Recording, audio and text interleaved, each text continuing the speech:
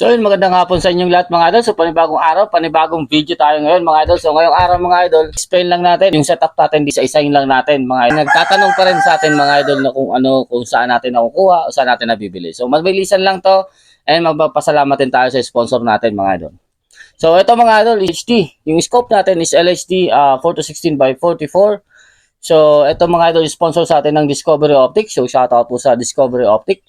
At ito naman mga na rail mga idol is adjustable mount, so 100 MOA adjustable. So nakuha natin to sa parapol ni Sir Rav Rendel Paipa. So ewan ko lang kung nagbebenta pa siya ngayon nito or meron siyang stocks. So nagbebenta siya kasi nito tapos pinarapol niya, ito yung nakuha natin. So meron din tayo dito mga idol pinalagay rail. Itong rail mga idol na mahaba. Purpose nito mga idol kasi is balak na rin to gawing bullpup. Itong setup na to mga idol. So yung gagamitin natin na tactical is hindi pa po narating. So anyways, ito naman mga idol, meron tayo dito dual regulator. Meron tayo dito isang adjustable reg kaso sa loob yung adjustment niya. And meron tayong isang externally adjustment. So meron din tayo dito carbon fiber tank na 0.5 liters. And ito mga idol, mostly yung tinatanong sa atin yung under rail. Kung saan natin ito nabili? Nabili natin to mga idol sa Lazada. So, nagtingin ako kanina mga idol kung available pa siya sa Lazada. Available po siya. So, nasa 2,400 yung ganito. Pero merong ibang under rail mga idol na gawang Pinas. Ito ata hindi ito ginawa dito pero maganda to mga idol.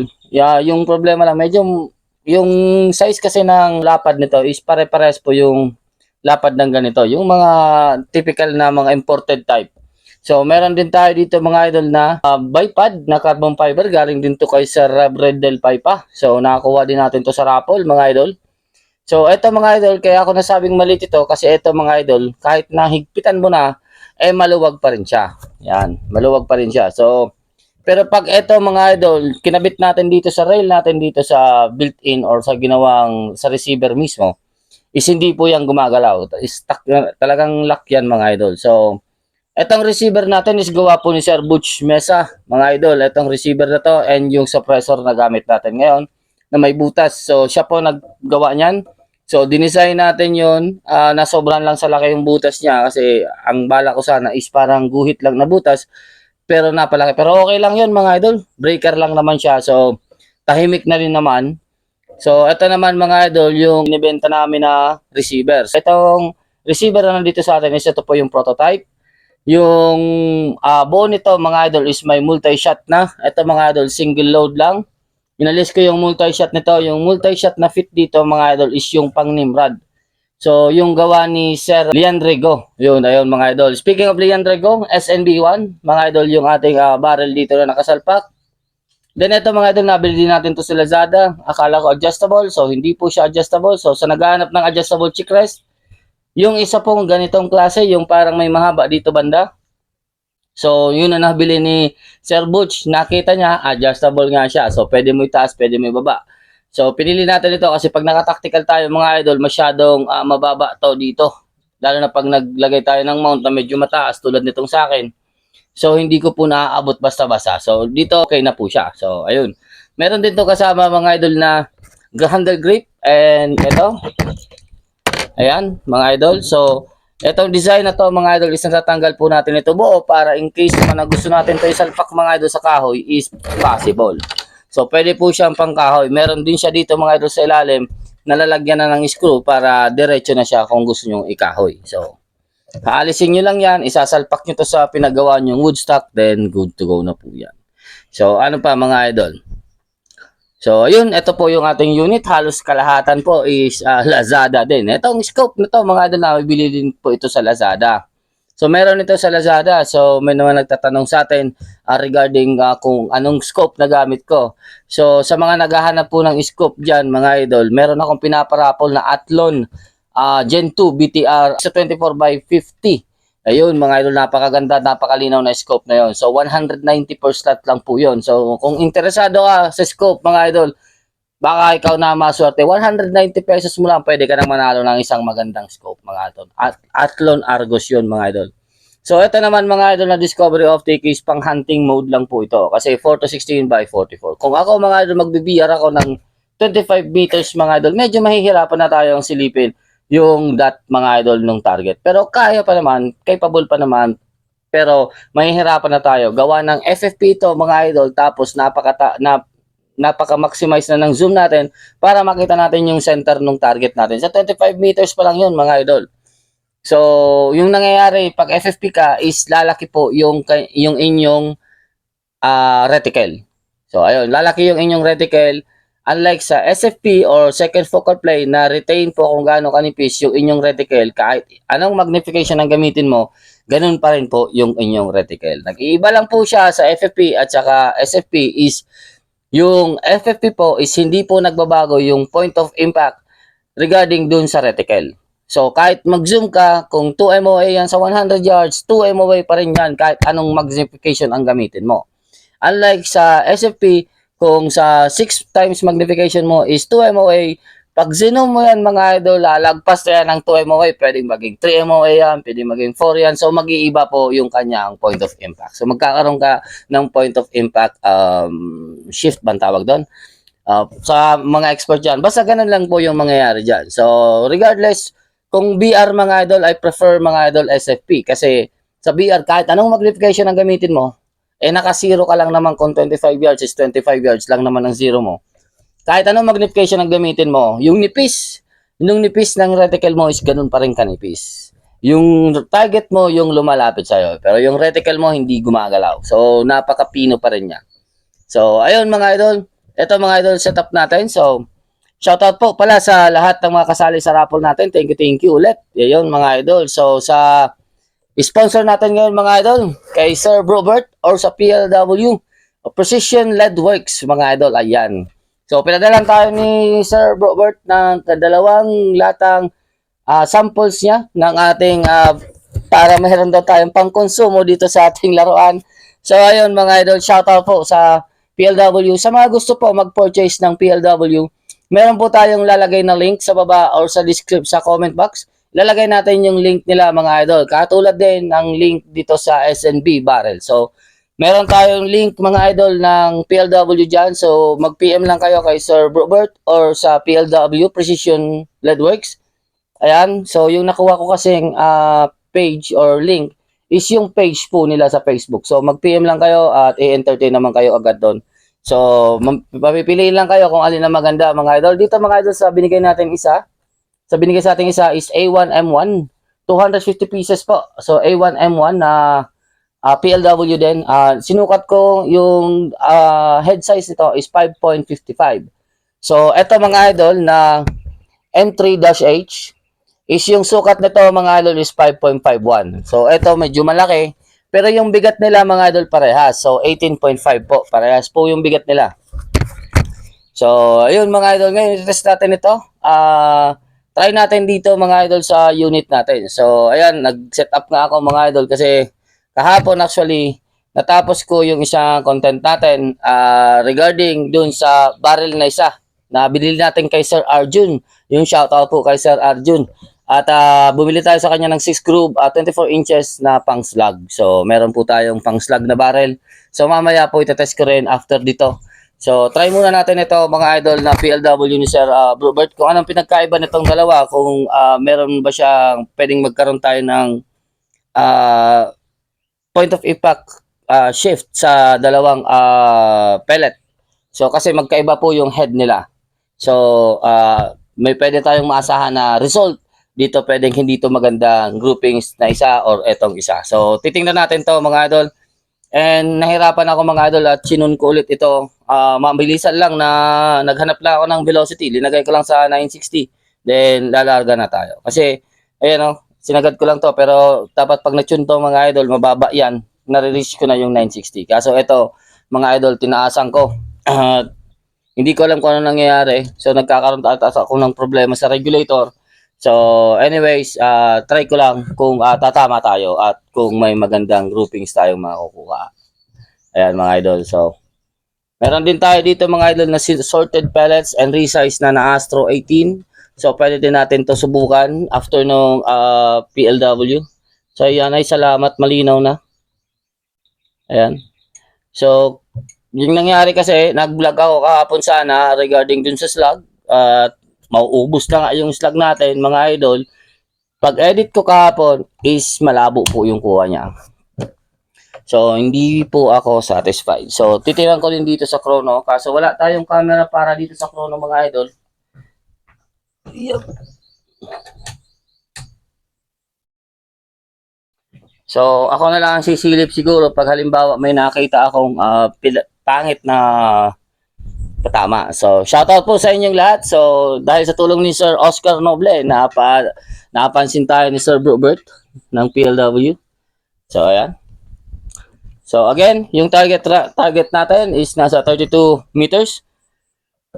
Dito muna yung Astro. Ito muna ang simulan natin. Yung PLW M3A-8. So, etong PLW na to, ito yung mostly na ginagamit natin sa mga nakaraang video din natin na pag-blinking. So, parehas lang yung napadala ni Sir Bert. So, ito yung hiyang dito sa barrel natin. Pero hindi ko lang alam ngayon, mga idol. So, kung nakikita nyo, wala pang tama yan. Ayan o.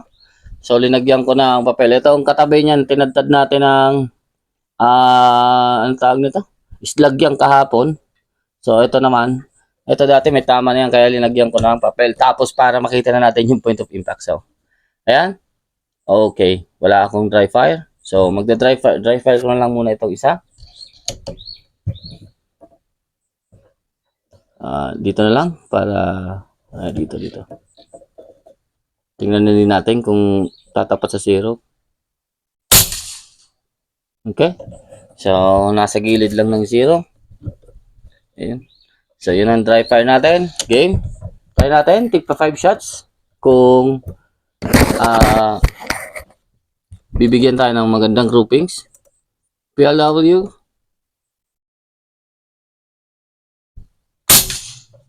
Okay. Pumalon yung aking unit.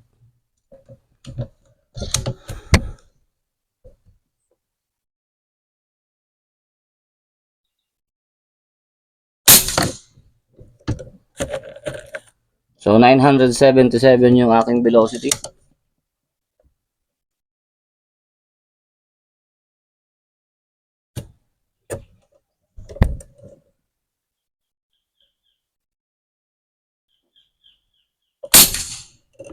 Okay.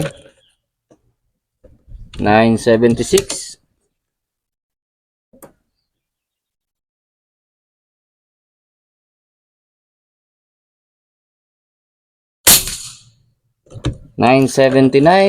Recording ba tayo? Baka naman. So, maganda ang pinapakita ng PLW.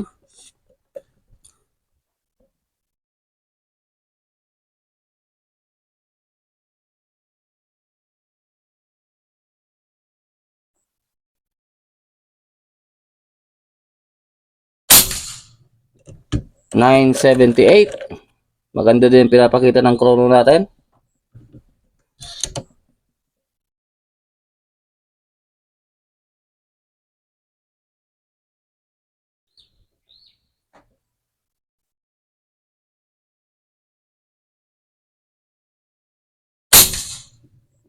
$977. So, 79.77. So, meron tayong 3 feet per second na spread.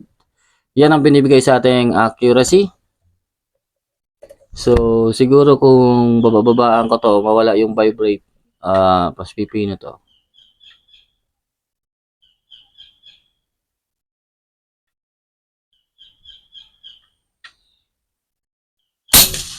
Yan. So, 972. So, meron tayong drop na 972 feet per second. So, napakaganda pa rin ng result ng ating PLW. So, etong mataas na to, mga idol, oh. Kung nakikita nyo, palagay ko yung unang putok ko na parang nag-flinch ako.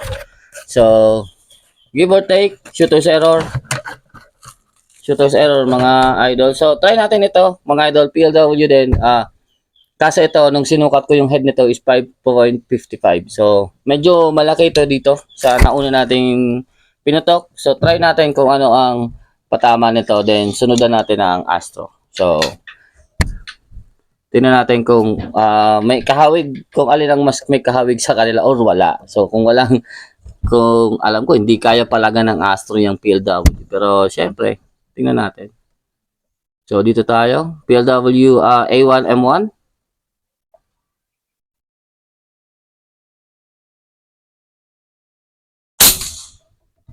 Okay.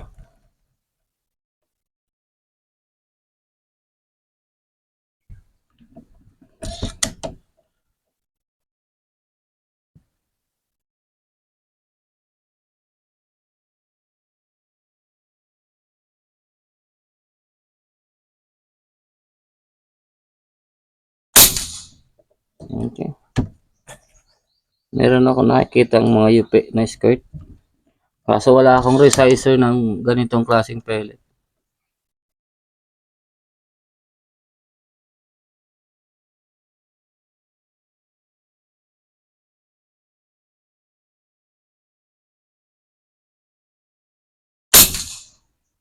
Yun. Parang pumasok lang sa butas eh. Ay, hindi ko nakikita yung velocity.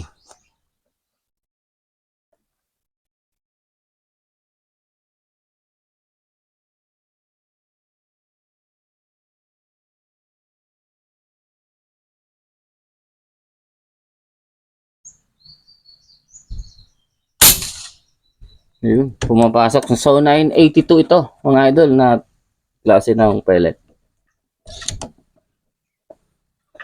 So, ito ata yung pinapasukan nyo, yung sa taas.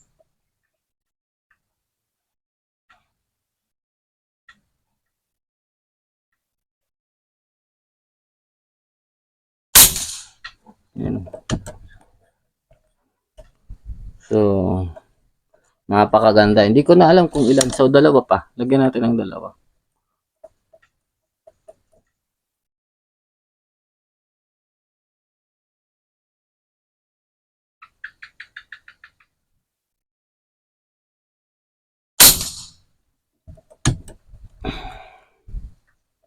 Meron talaga akong nakikita ang mga yupi. So, para dito, syempre, hindi tayo gagamit ng yupi.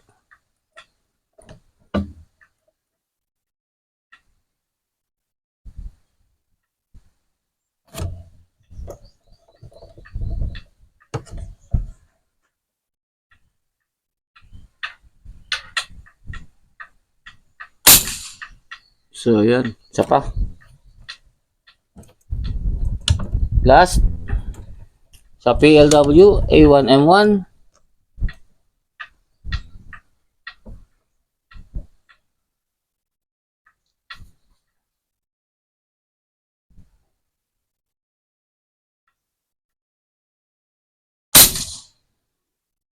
So, 975. So, hindi na masama, mga idol. Talagang napakaganda na. So, napakalupit. So, tuning lang ang problema nito, mga idol. So, actually, yung rev na din natin, napakalupit din. So, beka naman! Bro, Brad! May laro kami next month. Beka naman! So, either of the two, mga idol, wala tayong problema. Tapos doon napapansin nyo, mga idol, yung point of impact natin is the same pa din. So, nagkaroon tayo ng kandaleche-leche dito sa barrel. Pero, ayan, nakikita nyo, yung point of impact natin, mga idol, is halos parehas pa rin po.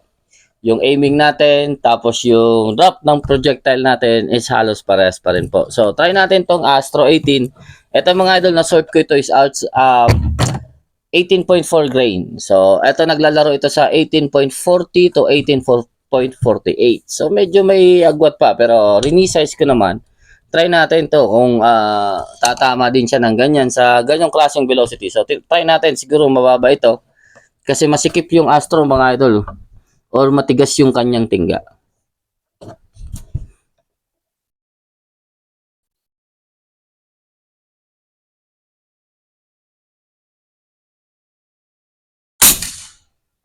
So, nag-dead center yung ating Astro. Okay? Bakit kaya?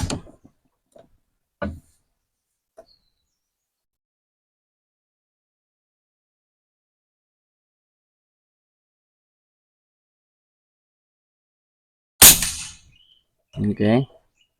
So, sa Astro is 968. Medyo masikip ito kahit resize, mga idol.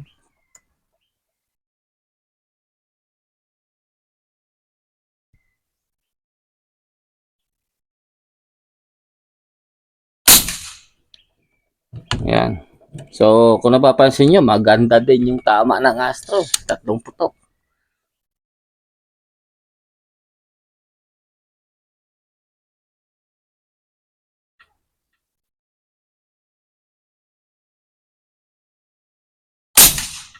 Okay. Parang flinch. Try natin. Isa pa. Apat.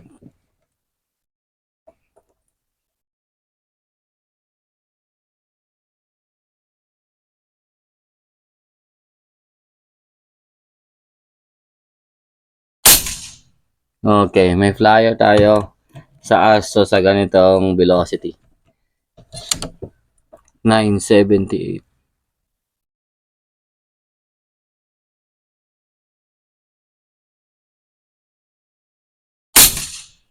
Ayun, so, may flyer tayo dito sa mataas na velocity sa Astro. So, anyways, may nakita tayo na halos isang dalawang pellets sa isang butas, tapos touching yung isa. So, okay na din yun. Kahit pa paano, siguro kailangan lang na ito ng counting bawasan yung velocity kasi napakataas. So, 970, 980, ganon yung lipad niya, mga idol. So, ayun, mga idol, thank you. Shoutout po sa inyong lahat. Shoutout po kay Sir Robert sa mga gusto magbumili ng pellet na PLW. So, pakicheck na lang po yung link in sa description box, mga idol. And sa gusto bumili ng NB barrel, SNB, NB, tsaka PRNB, mga idol. Andyan po yung link ni Sir Lian Rego. So, ayun, shoutout po kay Sir Lian Ray. So, ayun. Ito mga idol, sa mga gustong bumili ng ganitong klaseng receiver, mga idol, is message nyo lang ako, mga idol. Nandyan din yung link ko, mga idol. So, para salang na rin sa pila, mga idol, kung gusto nyo mag-purchase, mga idol, nito na receiver. So, meron din kami, mga idol, sinasabay namin yung regulator. Then, yung design namin ngayon, mga idol, lalagyan namin dito ng lip or parang extra dito.